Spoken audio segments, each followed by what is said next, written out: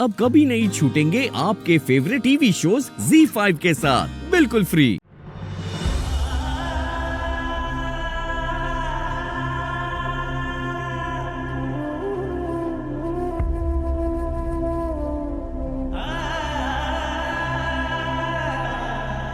देव, तुम्हें अपनी मासा से सब कुछ सच सच बता देना चाहिए था। मैं समझ सकता हूं कि टाइम कम था, तो फिर शूट ही कैंसिल कर देना चाहिए था। खैर, जो भी हुआ, मैं चंद्रिका से एक बार फिर बात करूंगा, उसे समझाने की कोशिश करूंगा।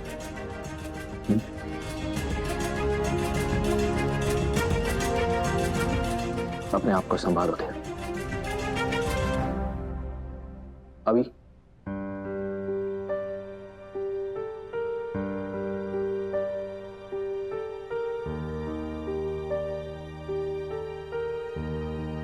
दादा,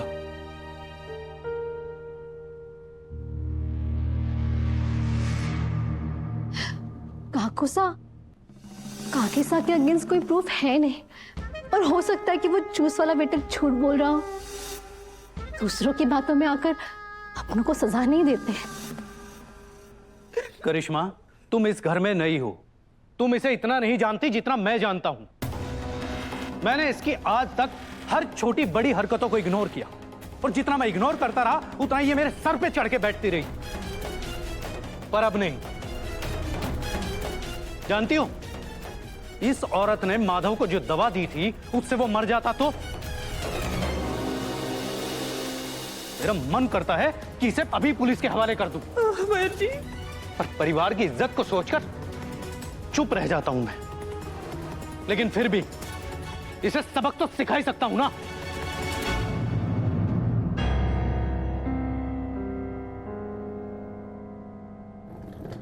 सावित्री, हमारे कपड़े को हाथ लगाने की थारी हिम्मत कैसे हुई?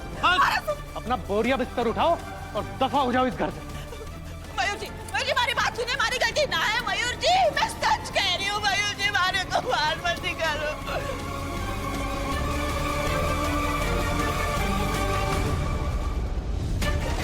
मयूर जी, मैंने कुछ ना किया, आप हमारी बात माने थे मयूर जी।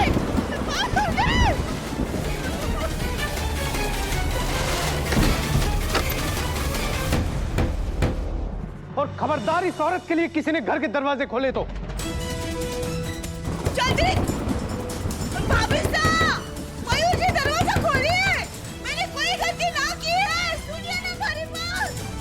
मैं बेचारी अबला नारी इतनी बारिश में और इतनी रात में बाहर कहाँ जाऊंगी अकेले?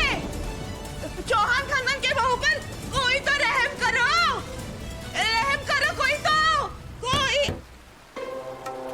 तू क्यों हंस रहा है? हाँ, क्यों हंस रहा है? तू दांत क्यों निकाल रहा है? मुंह बंद कर। अरे अरे अरे, तू कहाँ भागी जा रही है? तू कहाँ भागी जा रही है?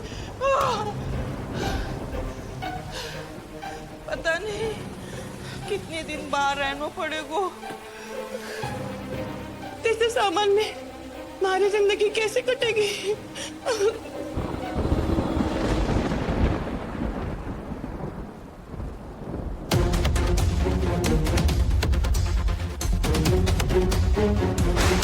तुम तो हमें देवी बोलती हो ना? क्या कोई अपनी देवी से झूठ बोलता है? कैसी श्रद्धा है जो इतनी आसानी से धोखे की चपेट में आ गई? बाबूसा, मुझे तो शूट वाले दिन ही सब कुछ पता चल गया था, लेकिन फिर भी मैं वसुधा से इस बात पर नाराज नहीं हो सकता।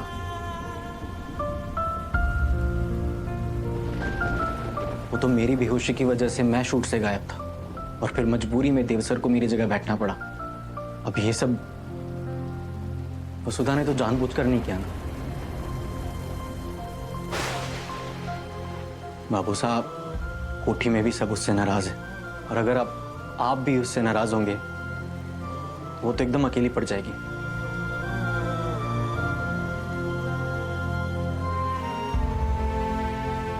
चलता हूँ बाबू साहब।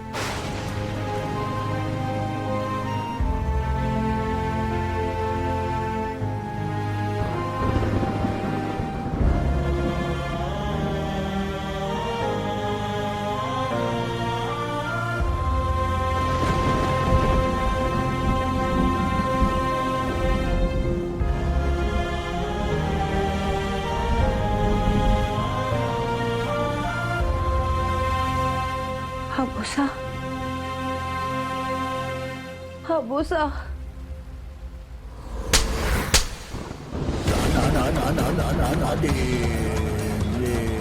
बाबूसा, भाईसा को मत मारिए। मारी मती मारी गई थी जो इसे यहाँ बुलाया। पता है तूने क्या किया है? जिस छोटे हुकुम से हुकुम ने आज तक जोर से बात तक न की है, उन्होंने आज अपने उसी जिगर के टुकड़े पर हाथ उठाया। और तो और उन्हें एक माँ और बेटे को अलग किया है, और इस पाप का सारा दोष थारे ही सर पर आवेगा। अबू साहब, मैंने इस सूट के लिए हाँ इसीलिए किया था क्योंकि देवी हुकुम की आज्ञा थी और उनका आदेश भी था कि मंडप में सिर्फ माधव जी बैठेंगे। पर जब माधव जी की जगह देवांश सर मंडप में दिखे तो बस यही लगा कि वो सूट हमारी देवी हुकुम के व्यापार में इज्जत के लिए जरूरी है, इसलिए मैं सूट में बैठ गई। अब उसा अगर हमारे को पता होता ना कि यहाँ तक पहुंच जाएगी तो मैं सूट के लिए कभी हाँ ही ना करती। अब सफाई देने का क्या फायदा जब तीर कमान से छूट जावे है तो वापस आवे है क्या? आज तक मैंने अपने खून पसीने से इस परिवार की सेवा की, कोई दुख न पहुंचाया उन्हें। आज तूने सालों की मेहनत पर पानी फेर दिया। इतनी बड़ी बात छुपाकर तूने हम सबको धोखा दिया है। हमें बताओ क्या कर रहे हैं आप? उस दिन जो कुछ भी हुआ उसमें वसु की क्या गलती है? जब वसु ने चौहान हाउस में काम करना शुरू किया था तब आपने और हमने इसे यही समझाया था कि मालिक का हर आदेश सरांखों पर। फिर उस दिन छोटे हुकुम ने इसे जो कुछ भी करने को कहा होगा कैसे मना कर देती। छोटे हुकुम को भी ये पता नहीं था कि ये बात इतनी बड़ी हो जाएगी। उस शूट के बाद इस पर क्या बीत रही होगी ये पूछने के बजाय आप उस पर हाथ उठा रहे। आपको पता भी है उस शूट के बाद वसुधा ने